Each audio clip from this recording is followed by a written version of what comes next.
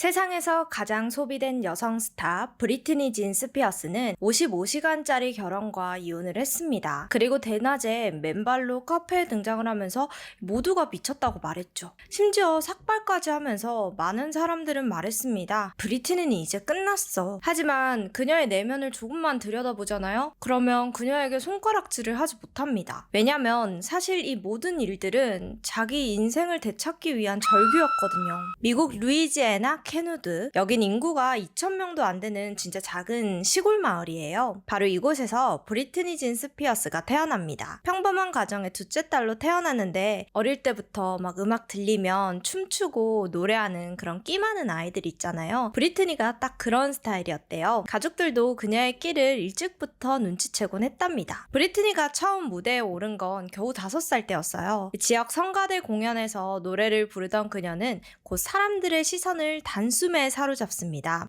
그래서 사람들은 저 아이는 뭔가 다르다 이렇게 말하곤 했대요. 그녀는 곧 미인대회, 지역 노래대회, 탤런트쇼를 휩쓸기 시작합니다. 하지만 루이지애나의 작은 무대는 그녀에게는 너무 다 좁았어요. 어느 날 브리트니 엄마는 이렇게 막 생각을 하다가 큰 결심을 하게 돼요. 우리 딸의 재능을 이렇게 썩히기엔 너무 아깝다. 뉴욕으로 데려가야겠다 하고요. 그렇게 가족은 모은 돈을 탈탈 털어서 뉴욕으로 갑니다. 당시 그녀는 단지 8살. 하지만 너무 어리다 보니까 탈락했죠. 대신 이때 브로드웨이 뮤지컬 학교에 입학을 했고 2, 3년 뒤에 10살 때는 디즈니 채널의 미키마우스 클럽에 발탁됩니다. 자, 여기서 그녀는 본격적으로 연예계라는 세계를 경험하게 돼요. 함께 출연했던 아이들 중에서는 훗날 팝스타가 될 저스틴 팀버레이크, 크리스티나 아길레라, 라이언 고슬링 같은 인물들도 있었다고 합니다. 브리트니는 이들과 함께 노래하고 춤추면서 꿈을 키워나갔습니다.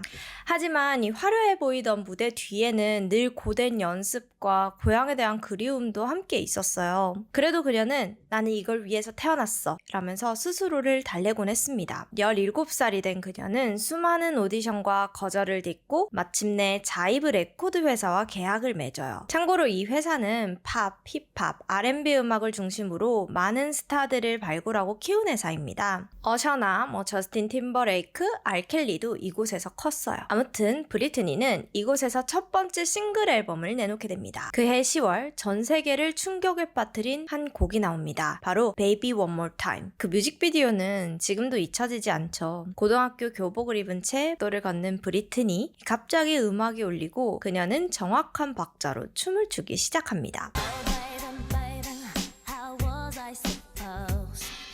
화면 너머의 10대 소녀들은 저거 나야, 나도 저렇게 되고 싶어 라면서 속삭였죠. 이 곡은 발표되자마자 폭발적인 인기를 일으켰습니다. 빌보드 차트 1위, 20개국 이상에서 정상을 찍으며 데뷔 성공을 거둬요. 순식간에 10대들의 우상, 그리고 음악 산업의 중심에 서게 됩니다. 그 해에 MTV, 라디오, 백화점, 학교, 길거리 어딜 가도 브리트니 목소리가 흘러나왔어요. 또 그녀의 패션이 한몫했습니다. 교복, 헤어밴드, 크롭 티셔츠는 10대들의 스타일이 되었고 그녀의 춤에서 상징적인 손동작과 헤드턴은 모든 댄스 연습실에서 따라하게 됐죠. 이후 발표한 두 번째 앨범 Oops, I Did It Again 역시 대박을 터뜨립니다. 이 앨범은 발매 첫 주에만 130만 장 이상이 판매됐다고 해요. 역사상 여자 솔로 가수 최고 판매 기록을 세웠죠. 하지만 이런 인기와 관심은 단순히 좋기만 하지는 않았습니다. 언론은 점점 그녀의 사생활에 집착하기 시작했고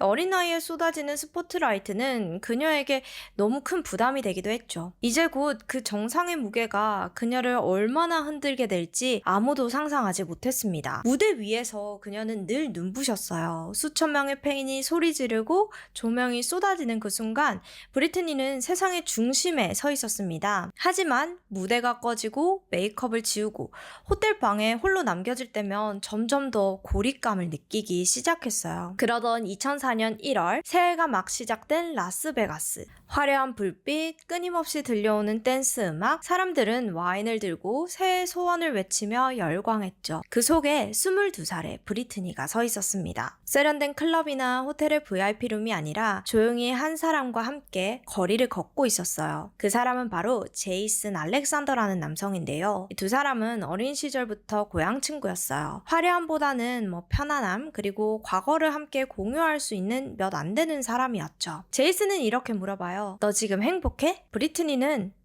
한참 말이 없더니 이렇게 대답합니다. 제이슨, 우리 결혼할래? 제이슨이 웃으면서 왜 그래? 좀 장난 좀 치지 마. 이렇게 말했어요. 왜냐면 두 사람이 연애 중인 사이가 아니었거든요. 그냥 정말 just friend였던 거예요. 그러니까 제이슨 당연히 놀라죠. 그러자 브리트니는 이거 진짜다. 우리 지금 당장 결혼하자. 이렇게 이야기를 합니다. 이 순간만큼은 세계적인 스타가 아니라 그냥 자유롭고 싶은 소녀이고 싶었나 봐요. 늘 누군가의 감독 아래에서 스케줄에 따라 움직이고 머리부터 발끝까지 스타일링되고 모든 선택이 물론 브리트니를 위한 것이었지만 그녀는 그날 밤 모든 걸 다 내려놓고 단 한 번이라도 나 자신으로 선택하고 싶었던 겁니다. 그래서 진짜 결혼식을 그 당일날 올려요. 새벽 3시 작은 예식장 안으로 이 두 사람이 들어옵니다. 참고로 라스베가스에는 아무 때나 결혼이 가능한 예식장이 아주 많다고 합니다. 그중 한 곳에 두 사람이 술 기운이 약간 오른 채로 들어갑니다. 신랑 이름은요, 제이슨 알렌 알렉산더요. 신부 이름은요, 브리트니 진 스피어스요. 펜을 쥐고 서명을 하면서 그녀는 웃음을 참지 못했어요. 이것만 들으면 무슨 하이틴 영화의 한 장면이 생각나지 않나요? 하지만 그 미소 뒤에는 속박 뒤에 잠시라도 벗어나고 싶었던 절박함이 숨어 있었습니다. 그녀가 훗날 말하길 그건 사랑이라기보다는 내 인생에서 처음으로 내가 무언가를 선택할 수 있었던 순간이었어요 라고 했거든요. 결혼식 후 그들은 농담처럼 사진을 찍고 호텔로 돌아와 잠에 들었습니다. 하지만 55시간 후 브리트니의 가족, 특히 소속사와 부모는 격분합니다. 이건 네 실수야. 네 이미지가 완전히 망가졌다고. 당장 무효 소송을 해야 해. 브리트니는 울었습니다.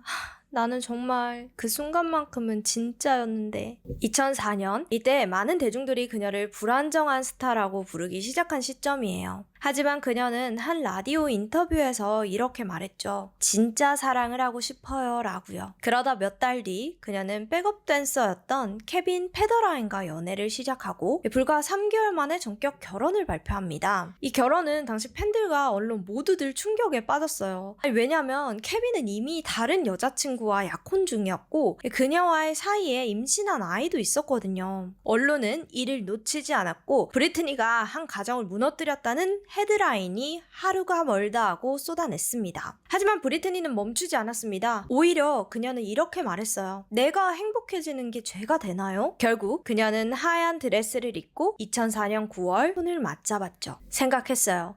이번에는 진짜 내 인생을 만들 수 있을까? 라고요. 그리고 얼마 지나지 않아 2005년 9월 첫째 아들 선 프레스턴이 태어납니다. 브리트니는 진심으로 행복했어요. 아들을 안고 있는 그녀의 사진 속에는 이 무대 위의 화려함 대신 한 엄마의 얼굴이 담겨 있었죠. 하지만 그 행복은 오래가지 못했습니다. 출산 후 브리트니는 산후 우울증과 외부의 압박 속에 서서히 지쳐가기 시작했거든요. 케빈은 매번 늦게 들어왔고 브리트니는 점점 혼자라는 느낌에 사로잡혔습니다. 그리고 1년 뒤 둘째 아들 제이든 제임스가 태어납니다. 두 아이를 돌보는 동안에도 언론은 그녀를 비난했어요. 유머 없이 키우는 건 무책임하다. 차에서 아이를 안고 운전하다니 이건 미친 짓이다. 브리트니는 어떠한 선택을 해도 욕먹는 삶 속에 있었습니다. 사랑도 아이도 스타의 삶도 그녀를 구해주지 못했어요. 그러다가 결국 2006년 11월 이 두 사람은 이혼을 합니다. 더 이상 사랑받지 못하는 고통보다는 혼자가 되는 공포가 낫다고 생각을 한 거예요. 근데 저라도 차라리 사랑받지 못하는 결혼을 유지할 바에야 혼자인 삶을 선택할 것 같아요. 그런데 이혼도 이게 쉽지가 않습니다. 양육권 싸움도 있었고요. 언론이 끝까지 괴롭혔거든요. 파파라치의 공격이 본격적으로 시작됩니다. 브리트니는 한밤중에 차에 아이를 태우고 나가거나 카페에 맨발로 나타나는 등 정신적으로 매우 불안정한 모습을 자주 보였죠. 그녀는 기자들에게 쫓기며 이렇게 외쳤습니다. 당신들은 내가 아이 키우는 걸 망치고 있어요. 그녀의 감정은 완전히 한계에 다다랐고 결국에는 삭발 사건까지 일으킵니다. 그리고는 병원의 입원, 후견인 제도까지 이어지게 되죠. 삭발 사건은 우리나라에서도 크게 이슈가 되었었는데 2007년에 한 장의 사진이 전 세계를 강타했습니다. 브리트니 삭발이라는 제목으로요. LA의 한 미용실에서 그녀는 미용사가 말리는 걸 뿌리치고 스스로 전기 면도기를 들고 머리를 밀어버립니다. 내 머리조차 내 것이 아니었어요. 내가 컨트롤할 수 있는 게 하나도 없어요. 라면서요. 자기 통제권을 빼앗긴 한 사람의 저항처럼 보였어요. 하지만 대중은 그렇게 보지 않았죠. 그녀를 조롱했고 기사 제목은 이렇게 달렸습니다. 브리트니, 드디어 미쳐버리다. 그래서 이쯤에 법원은 그녀에게 판단 능력이 없는 상태로 보고 후견인 제도를 명령해요. 이게 뭐냐면 성인이지만 미성년자 취급을 받아서 재산과 수익 관리나 공연 여부 결정, 약물 복용, 병원 방문, 심지어 아이들을 만날 수 있는지 없는지 여부까지 모든 결정이 아버지의 손으로 가는 거예요. 하지만 이러면서도 그녀는 계속해서 일은 했습니다. 라스베가스에서 몇 년간 공연을 소화해냈고 앨범을 냈고 CF를 찍었고 인터뷰도 했어요. 무대 위에서는 늘 환하게 웃었지만 뒤에서는 늘 정해진 스케줄에 따라 움직이는 자유가 없는 삶이었습니다. 물론 스타들은 다 자유가 없는 삶이긴 하죠. 이때 브리트니는 핸드폰도 자기가 관리하지 못했고요. 심지어는 SNS 비밀번호까지 누군가가 통제했다고 합니다. 어느 날은 그녀가 인스타그램에 짧은 동영상을 올렸어요. 배경음악도 편집도 없고 그저 카메라만 응시한 채 춤을 추는 브리트니의 모습이었습니다. 팬들은 뭔가 이상하다고 느꼈어요. 그 영상의 표정이 뭔가 무슨 일이 있다고 느껴졌거든요. 그래서 팬들이 물어봤습니다. 언니, 혹시 무슨 일이 있죠? 그래서 이때부터 팬들은 프리 브리트니라는 운동을 시작합니다. 처음에는 사람들이 웃었어요. 팬들이 또 과민 반응한다. 쟤는 그냥 좀 이상한 거다. 하지만 점점 많은 증거가 모이기 시작했죠. 아니 근데 법적으로 성인인데 왜 스스로 돈을 못 써? 매일 공연하는 사람이 왜 정신적으로 무능하다는 거야? 왜 그녀는 자기 인생에 대해 아무 결정도 못하지? 사람들은 이 단순한 동정이 아닌 의문을 품기 시작했고 그 의문은 곧 분노로 바뀌었습니다. 법원 앞에는 수백 명의 팬들이 모였어요. 브리트니를 해방해라 라는 플랜카드가 들려 있었죠. 그리고 2021년 6월 23일 그날은 전 세계가 브리트니의 진짜 목소리를 처음 듣는 날이었습니다. 법정에서 그녀는 마이크를 잡고 조용히 말했습니다. 나는 자유롭지 않았습니다. 나는 나의 몸도 감정도 인생도 통제하지 못했어요. 나는 이 시스템 아래에서 울고 화내고 살고 싶지 않다고 느꼈습니다. 거짓말처럼 법정이 조용해졌습니다. 언론도 팬도 심지어 재판장도 숨을 죽였어요. 우리가 알던 이 팝의 여왕이 아니라 이날의 브리트니는 한 명의 사람으로 서 있었습니다. 마침내 자신의 목소리를 되찾은 한 명의 생존자처럼요. 그리고 같은 해 11월 12일 미국 법원은 후견인 제도 종료를 선언합니다. 무려 4,748일 만에 그녀는 진짜 자신의 삶을 되찾을 수 있었어요. 밖에서 기다리던 팬들은 울었고 브리트니는 이렇게 말했죠. 이제 나는 나의 진짜 삶을 시작할게요. 그 후 그녀는 2022년 수년간 자신의 곁을 지켜준 연인 샘 아스가리와 세 번째 결혼식을 올립니다. 그리고 지금의 브리트니는 화려한 무대에 서기보다는 조용한 일상, 아이들과의 관계 회복, 그리고 자신만의 공간을 지켜가는 삶을 선택하고 있습니다. 완벽하지도 않고 항상 행복하지도 않지만 그녀는 드디어 스스로의 선택으로 하루하루를 살고 있어요. 그리고 우리는 이제 그녀를 팝스타가 아니라 사람으로 바라보는 법을 배워가고 있는지도 모릅니다. 오늘은 브리트니 스피어스였습니다. 오늘도 시청해주셔서 감사합니다.